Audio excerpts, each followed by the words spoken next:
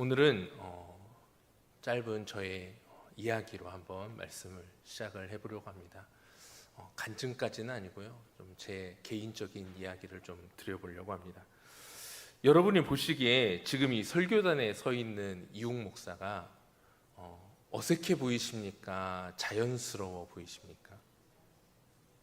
막 벌벌벌벌 떨면서 서 있는 것처럼 엄청 긴장해가지고 어찌할 바 모르는 사람처럼 보이십니까? 아니면 그래도 자연스럽게 설교하려고 하는 사람처럼 보이십니까? 아마 그렇게 크게 어색하다라는 느낌은 가지지 않으실 거라고 생각이 듭니다. 그래도 목사니까 설교단에 서서 설교하는 모습이 그렇게 부자연스럽다라는 생각은 하지 않으실 것입니다. 그런데 과연 처음부터 저는 이렇게 자연스럽게 설교단에 서서 설교하는 사람이었을까요? 요즘 우리 젊은 친구들 사이에서 유행하고 있는 MBTI 검사해 보신 분들도 있고 이게 뭔지 잘 모르시는 분들도 있을 건데 제 MBTI는 INFP입니다. 인프피라고도 부르는데요. 맨 앞에 보면 I로 시작을 합니다. 이 I는 쉽게 말해서 내향적인 사람을 의미합니다. 그리고 외향적인, 막 친구들도 잘 사귀고 막 여러 사람들이랑 노는 것을 즐거워하는 사람들은 앞에가 E로 시작을 하게 되는데 저는 I로 시작을 하고 있습니다. 내향성을 가지고 있는 사람인데요. 그러다 보니까 혼자 조용히 있는 것을 조금 더 선호하는 것이 사실이고, 이렇게 여러분들 앞에 서는 것이 막연하게 편안하지만은 않은 스타일입니다. 솔직히 저의 어린 시절은 좀 더 심했습니다. 제가 어릴 때는요, 저도 어릴 때부터 교회를 다녔는데 정교인 체육대회를 저희 교회 같은 경우는 야외에서 많이 했거든요.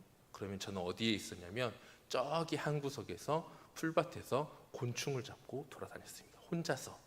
다른 아이들과 함께 다니지 않고요, 다른 친구들과 함께 다니지 않고 그냥 혼자 조용히 풀밭에서 곤충 잡는 것이 제일 재밌었고, 그나마 집에서 책 읽는 것이 행복했던 그런 아이가 저였습니다.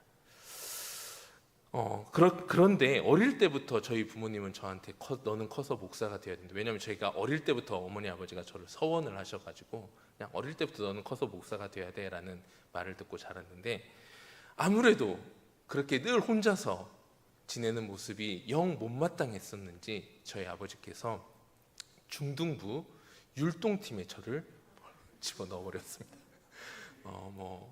반항을 할 수가 없어서 어쩔 수 없이 다른 아이들과 함께 앞에서 율동을 하는데 너무 힘이 들었습니다. 한참 사춘기가 심한 그 나이에 그 여자친구들과 남자친구들 앞에서 막 율동을 하면서 찬양을 한다는 것이 결코 쉬운 일은 아니었는데, 아무튼 여러 가지 훈련의 과정이었는지 조금씩 그러한 시간들을 보내면서 자연스럽게 누군가 앞에 서는 훈련이 되었고, 그 훈련이 조금씩 켜켜이 쌓여서 지금 여러분들이 보시기에 자연스럽다, 그렇게 어색해 보이지 않는다라고 평가받을 수 있을 정도로 저의 모습이 성장할 수 있게 되었습니다. 저의 이러한 모습은 재능이라고 볼 수 없겠죠. 저의 재능은 다른 사람들 앞에 서는 것이 어색하고 조금은 부끄러운 것이 어떻게 보면 당연한 저의 천부적인 그런 모습이었는데, 이러한 모습들이 여러 가지로 훈련되어지고, 또 언젠가 제가 중학교 1학년 때 예수님을 만나게 되었는데요. 중학교 1학년 때 예수님을 만나고 내가 이제 목사가 되어야 되겠다라는 확신 가운데 인생을 살아가다 보니까 계속 그렇게 살아가는 것이 또 옳진 않고 맞지 않고 내 삶이 변화되겠다는 그런 헌신의 다짐 속에서 저의 삶을 여러 가지로 훈련시키다 보니 이렇게 발전된 모습으로 제가 변화될 수 있었다라는 것입니다. 예배자는 이렇게 자기 자신을 변화시키기 위해서, 또 자기 자신을 변화시키고 더 훈련시키기 위해서 헌신하는 시간이 마땅하게 필요한 존재다라는 것을 우리가 기억하는 그러한 마음으로 오늘 본문을 한번 함께 살펴보려고 합니다. 오늘 본문은 다윗의 인생의 마지막 결말 부분입니다. 자신의 시대가 이제 저물어가고 이제 자기의 생명 또한 얼마 남지 않았다라는 것을 알게 된 이 다윗은 자신의 뒤를 이어 왕위를 물려받게 될 솔로몬을 위하여 마지막 모든 자신의 인생, 왕권과 그리고 종교에 대한 인수인계를 지금 하고 있는 상태라고 볼 수 있습니다. 특히 22장부터 26장까지, 이 역대상 22장부터 26장까지의 말씀을 전반적으로 살펴보면 다윗이 지금 솔로몬에게 종교적인 인수인계를 지금 하고 있는 그러한 상태라고 볼 수가 있습니다. 우리가 잘 알고 있는 것처럼 다윗은 하나님의 언약궤를 성막이 아닌 이제는 성전으로 옮기기를 너무나 갈망하고 있었습니다. 아마 하나님께서 허락만 해주셨다면 즐거운 마음으로 기꺼이 하나님을 위한 성전을 지었을 것인데, 하나님이 다윗에게 그 성전 짓는 일을 허락하지 않으셨습니다. 임시 거처인 성막이 아닌 완전한 건물을 세워서 하나님의 언약궤가 이제는 이리저리 떠돌아다니지 않아도 되는 완전한 하나님의 성전을 지어서 하나님의 기쁨이 되기를 원했던 다윗. 그러나 하나님은 다윗의 성전 건축을 허락하지 않으시고 그의 아들 솔로몬에게 성전 건축을 명령하셨습니다. 그리고 다윗은 그 모든 성전 건축의 완전한 인수인계를 하나하나 지금 진행해 가고 있는 것입니다. 정말 여러 가지 물질적인 금은 보화를 막론하고 또 여러 가지 구리들, 그 성전에 써야 될 여러 가지 못들, 재료 하나하나 정성을 다해서 준비를 해 나가기 시작합니다. 그뿐만 아니라 성전의 건축물을 짓는 거에만 노력을 쏟는 것이 아니라 그 성전이 지어지고 난 뒤에 하나님 앞에 드려질 예배가 어떻게 나아가야 하는지에 대한 부분까지 다윗은 지금 신경 쓰고 나아가고 있는 것이 바로 오늘 본문은 우리가 함께 교독하면서 읽었던 그 내용 안에 담겨져 있습니다. 다윗은 성전을 짓는 일을 하나님께서 자신에게 허락하지 않으셨다라는 사실을 겸허히 받아들였습니다. 하나님, 난 그래도 짓고 싶은데요. 하나님, 난 그래도 꼭 지어야 되겠습니다. 아니, 이게 지금 나쁜 일도 아니고 못된 일도 아니고 죄 짓는 일도 아니고 하나님께 예배드릴 성전을 짓는 일인데 이거 좀 지으면 안 됩니까? 라고 따지고 주장하고 고집 피우지 않았습니다. 우리의 신앙도 마찬가지 아닙니까? 우리 때로는 우리가 하는 여러 가지 일들 가운데에서 이 일이 그냥 교회를 위한 일이고 이 일이 내 신앙을 위한 일이라고 생각하면 묻고 따지지도 않고 그냥 고집 피우면서 나아가는 경우가 얼마나 많이 있습니까? 그런데 그때 우리는 더욱 다시 한번 하나님의 음성에 집중할 수 있어야 됩니다. 하나님이 과연 기뻐하시는 일인지, 내가 원하고 내가 소망하고 내가 만족하는 일이 아니라 정말 이 일이 하나님을 기쁘시게 하는 일이고 하나님이 기뻐하시는 일인지 기도를 통해서, 말씀을 통해서 하나하나 체크해 나가야 하는 것이다라는 것입니다. 자신이 할 수 없는 일을 한탄하는 대신에 다윗은 자신이 할 수 있는 일을 최선을 다하여 준비해 나가기 시작합니다. 본문 24절에서 27절의 말씀에 보면 다윗은 레위인의 사역 영역, 그러니까 레위인들이 하나님의 일을 감당하는 그 나이가 원래는 30살이었는데 그 30살이었던 나이를 20세로 낮추는 것을 보게 됩니다. 왜냐하면 지금 다윗이 오늘 우리가 함께 읽었던 본문을 찬찬히 보면은요, 20세 이상의 레위인을 계수하고 있습니다. 원래는 30세 이상을 계수하는 것입니다. 그러니까 일을 할 수 있는 사람을, 일꾼의 수를 지금 파악을 하기 위해서 일꾼이 몇 명이냐를 세고 있는데, 예전 같았으면 30세 이상 나와, 몇 명이지? 이렇게 세야 되는데 지금 다윗이 몇 세 이상을 세고 있다고요? 20살 이상을 세고 있다라는 것입니다. 그런데 가만히 생각해 보면은요, 지금 이제 성막에서 성전으로 옮겨가고 있는 것입니다. 성막은 해야 할 일이 참 많이 있습니다. 이게 텐트이다 보니까 때로는 치기도 하고 때로는 거두기도 하고 또 거둔 그러한 성물들을 짊어지고 옮기기도 해야 되는 많은 사람들이 필요한 일입니다. 그리고 성전으로 옮겨가면 이제 고정된 건물입니다. 우리 대전제일교회 예배당이 이렇게 있는 것처럼 아예 건물을 세워놓고 이 안에 언약궤를 만들어 놓고 이제는 더 이상 옮겨 다니지 않아도 되는 예배처소가 만들어지는 겁니다. 그러면 레위인, 이 예배를 위하여 헌신하고 봉사해야 될 사람의 수가 늘어나는 게 이성적입니까? 줄어드는 게 이성적입니까? 줄어드는 게 맞는 거죠. 이제 그만큼 많은 사람이 필요하지 않습니다. 그런데 20세로 낮추었다라는 것은 더 많은 예배 준비자들, 예배자들을, 예배 도우미들을 지금 예비해 놓고 대비시켜 놓고 있다라는 것을 상징하고 있는 것입니다. 즉 다윗은 건물을 짓는 것뿐만 아니라 사람을 세우고 하나님을 향해 예배드릴 예배자를 세우는데 그 수고를 아끼지 않고 있는 것입니다. 한 사람의 예배자를 세우는 이 일은 결코 쉬운 일은 아닙니다. 9월, 10월이 되면 이제 내년도 사역들을 여러 가지 이제 계획을 세우고 진행을 해 나가야 되는데 그 가운데에서 자연스럽게 여러 사역의 빈 자리들이 생길 것이 예측이 되기 때문에 긴장이 됩니다. 분명히 이제 10월 달쯤 되면 11월 달쯤 되면 한 분씩 찾아와 목사님 저 내년에는 제 이름 좀 빼주세요. 목사님 내년에는 꼭 제 이름 이제는 지워주셔야 됩니다. 웃고 계시는 분들은 전과자들이십니다. 정말 왜 이렇게들 찾아오셔서 목사님 내년에는 꼭 제 이름 좀 어디에다 넣어주세요라는 분은 한 분도 안 오시고 제 이름 좀 빼주세요 하는 분들만 찾아오시는지 긴장이 저절로 되는 것입니다.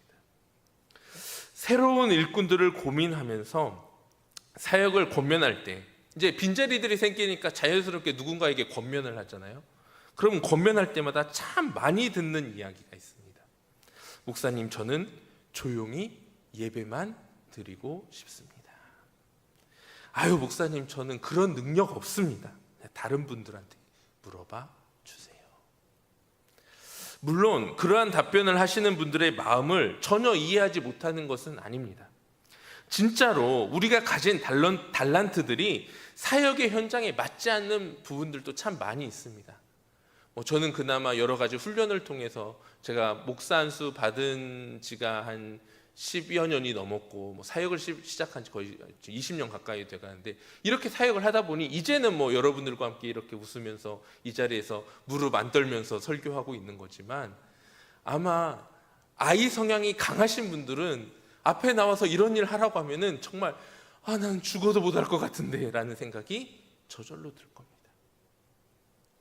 그리고 또 막 이 성향이 외향적인 성향이 강하신 분들한테 저기 주방에 들어가서 아무도 모르게 보이지 않는 곳에서 열심히 일하라고 하면 나는 좀 사람들도 만나고 여러 가지 소통도 하면서 좀 사역하고 싶은데 왜 나를 이런 아무도 없는 곳에 처박아 놓고 나를 이렇게 힘들게 하는지 모르겠다라는 생각이 들 수도 있습니다.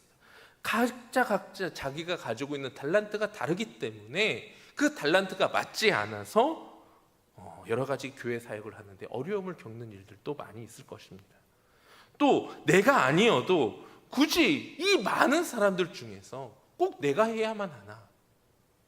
나 아니어도 일할 사람들이 많고 일하고 싶은 사람들 많을 것인데 굳이 꼭 내가 해야 하나? 라는 생각이 들기 때문에 일하지 않는 경우도 참 많이 있습니다. 다 이해가 됩니다.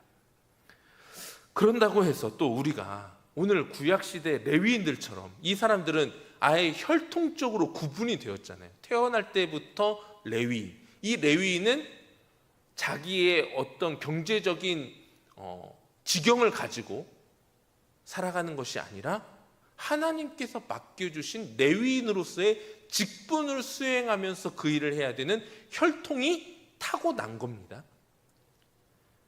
그런데 지금 우리가 살아가고 있는 이 시대에 목사 혈통 따로 있고 장로 혈통 따로 있고 권사 혈통 따로 있습니까? 아니잖아요. 저는 태어날 때부터 목사로 태어났나요? 아닙니다. 저희 아버지 저 태어났을 때 막 제가 태어나고 나서부터 교회 다니기 시작했습니다. 전 모태신앙은 아닙니다. 제가 태어날 때부터 혈통적으로 목사로 태어난 거 전혀 아닙니다.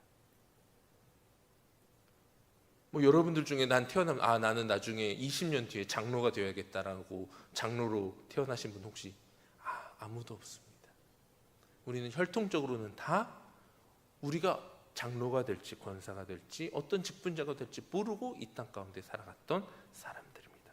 그저 하나님의 선택으로 인해서 어느 날 또 우리 교인들의 또 선택으로 인해서 우리는 각자 직분을 맡게 되었습니다.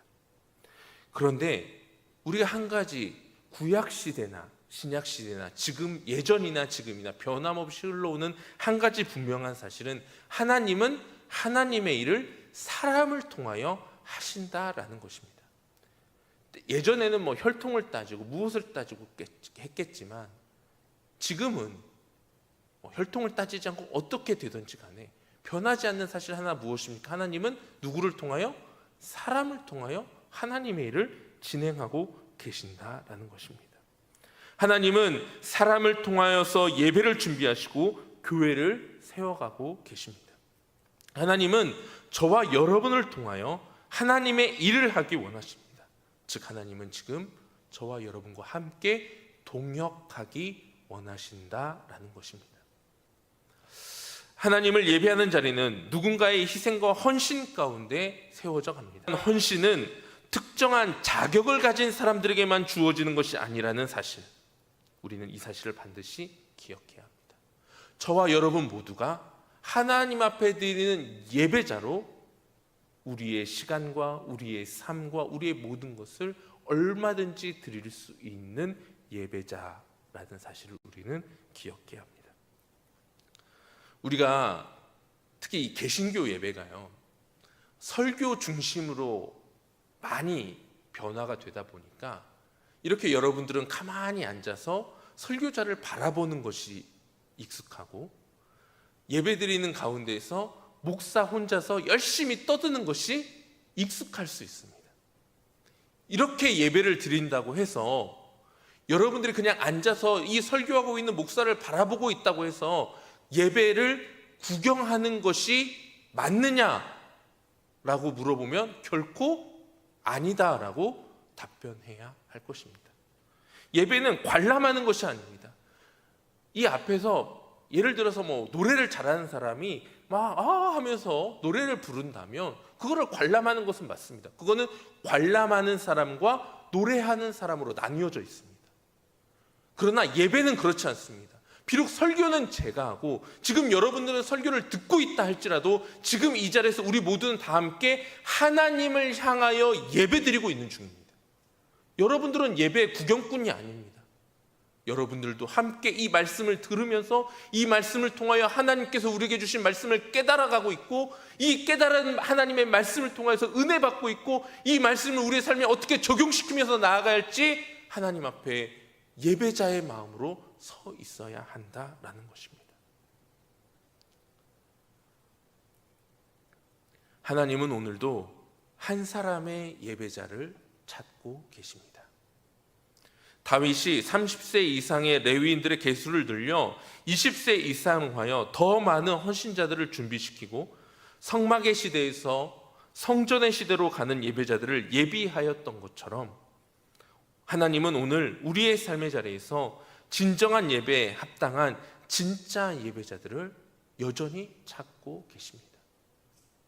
한 사람 한 사람 우리의 헌신과 우리의 정성과 우리의 노력과 우리의 땀을 합쳐서 하나님 앞에 나아갈 진짜 예배자를 하나님은 바로 지금 이 자리에서 찾고 계십니다. 오늘 본문에서 다윗은 비록 성전을 세우는 데에는 쓰임받지 못했을지도 모릅니다. 그 건축, 성전이라는 그 건축물을 만드는 데는 다윗이 온전하게 쓰임받지 못했을 수도 있습니다. 그러나 성전에서 드릴 예배를 준비하는 데에는 최선을 다했다라는 것, 우리는 이것을 기억해야 합니다. 다윗의 이러한 모습은 훗날 이 땅 가운데 오실 예수 그리스도의 진정한 성전의 모습을 떠올리게 합니다. 예수님께서는 직접 건물로서 성전을 세우지는 않으셨습니다. 예수님께서 공생의 기간, 전체 살아가셨던 그 33년의 인생 가운데에서 직접 하나님의 성전을 만들어서 눈에 보이는 건축물로서의 성전을 세우시지는 않았습니다. 그렇지만 십자가에서 자기 몸을 희생시키심으로 진정한 성전을 완전하게 완성시켜 주셨습니다. 요한복음 2장 19절에서 우리 주님은 이렇게 말씀하셨습니다. 이 성전을 헐라 내가 사흘 만에 다시 일으키리라. 예수님께서는 눈에 보이는 성전보다 중요한 진짜 성전을 바로 세우기 위해 이 땅 가운데 오신 분이십니다. 눈에 보이는 이 예배당, 눈에 보이는 이 건축물을 바르게 세우는 것이 중요한 것이 아니라 이 건축물 안에서 드려질 예배가 온전히 바로 서기 위해서, 이 안에서 드려지는 예배가 우리가 하나님과 온전히 소통되어지는 진짜 예배가 되기 위해서 예수님께서 이 땅 가운데 오셨다라는 사실입니다. 눈에 보이는 예배의 형식과 틀이 아닌 진짜 하나님과의 바른 관계를 회복시키기 위한 진정한 예배자로서 그 삶을 세워주시기 위해 우리 주님께서 이 땅 가운데 오셨습니다. 다윗이 비록 성전이라는 건축물을 지을 수는 없었지만 그 안에 드려질 예배를 위해 레위인들을 더 많이 준비시키고 그 건축물을 위해 셀 수 없을 만큼 많은 준비를 해놓았던 것처럼 예수님은 자신의 몸을 온전히 희생시키심으로 다시 하나님께 나아갈 수 있는 완벽한 길을 만들어 주신 것입니다. 이제 우리는 예수님의 이름을 붙잡으면 언제 어디서든지 예배할 수 있는 예배자가 되었습니다. 베드로가 너희는 왕같은 제사장이요 거룩한 나라요 그의 소유된 백성이라고 선포한 것처럼 우리는 언제나 어디서나 하나님께 예배할 수 있는 진정한 예배자, 하나님 앞에 선 제사장이 된 것입니다. 우리는 이 말씀을 통해 다시금 삶의 방향을 점검해야 합니다. 혹시 지금까지 자신이 가진 능력이나 자격이 없다고 생각하여 하나님께서 부르시는 예배 자리에서 한 걸음 물러나 우리가 그토록 경계하고 있는 예배의 구경꾼으로 살아가고 있지는 않았습니까? 하나님은 우리의 약점과 부족함에도 불구하고 우리를 통해 역사하기 원하십니다. 하나님은 여전히 우리와 동역하기 원하시는 하나님이십니다. 우리가 작다고 여기는 헌신과 봉사를 통해 하나님은 얼마든지 그것을 크게 만들어 하나님의 일을 진행시키실 수 있습니다. 비록 우리의 혈통이 레위인은 아닐지라도 우리는 예수 그리스도의 십자가를 통해 영적인 레위인으로 거듭났다라는 사실을 기억하십시오. 하나님께서는 우리의 작은 헌신을 사용하여 당신의 이름을 높이고 공동체를 강건하게 하시고 또 세상을 변화시켜 가기를 원하십니다. 우리의 역할은 그저 우리를 통해 하나님 홀로 높임 받을 수 있도록 하는 것입니다. 레위인에게 맡겨진 가장 거룩한 직무는 예배였습니다. 하나님의 성전에서 하나님의 일을 감당하는 것이었습니다. 그리고 하나님은 바로 지금 저와 여러분을 그 자리에 초대하고 계십니다. 그 거룩한 자리, 하나님을 예배하고 하나님의 사명을 감당하는 자리에 우리를 초대하고 계십니다. 이 온 우주 만물, 이 온 우주 만물의 창조주이시고 이 온 우주 만물의 주인이시고 이 온 우주 만물의 모든 것 되시는 우리 하나님과 함께 일하는 것, 그분의 몸된 교회를 위해 헌신하고 봉사하는 것, 즉 하나님과 함께 동역하는 동역자로 부름받는 것, 이것보다 더 감격스러운 일이 어디에 있겠습니까? 이 온 우주 만물의 진짜 주인 되신, 진짜 창조주 되신 그 하나님과 함께 일할 수 있는 자리에 서는 것, 그 하나님께 예배하는 자리에 우리가 함께 서 있는 것, 이것보다 더 감격스러운 사건이 어디에 있겠습니까? 우리는 부르신 그분을 위해 진정한 예배자로 서서, 그리고 그 예배를 위해 나의 시간과 몸을 드리고 헌신하는 것, 이것을 가장 감격스러운 사건으로 기억하며 하나님을 위해 우리의 삶을 기꺼이 내어 드릴 수 있어야 됩니다. 오늘 이 감격스러운 예배의 시간, 우리의 몸과 마음과 뜻과 정성을 다해 하나님을 높여드리는 저와 여러분이 되기를 간절히 소망합니다. 정말 우리의 삶이 하나님을 예배하는 예배자로 서 있다라는 것, 우리의 삶이 정말 이 온 우주 만물의 주인 되시는 하나님과 함께 일하는 자리라는 것, 얼마나 감사한 일입니까? 우리가 자격이 있었어요? 아니요. 우리가 하나님을 일할 어떤 조건을 갖추고 태어났나요? 아니요. 우리가 하나님 일 하기에 합당한 어떠한 일들을 하나님 앞에 보여드린 적 있나요? 아니요. 그럼에도 불구하고 하나님은 그저 나라는 이유 하나 때문에, 나라는 이유 하나 때문에 십자가의 모든 물과 피를 흘리는 것을 아끼지 않으셨고, 우리의 목소리로 우리의 시간과 정성을 다해 하나님을 예배하는 일을 너무나 기뻐하시며 지금도 받아주고 계신다라는 것입니다.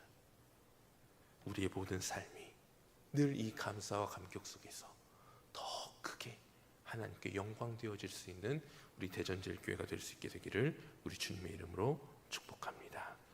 우리 함께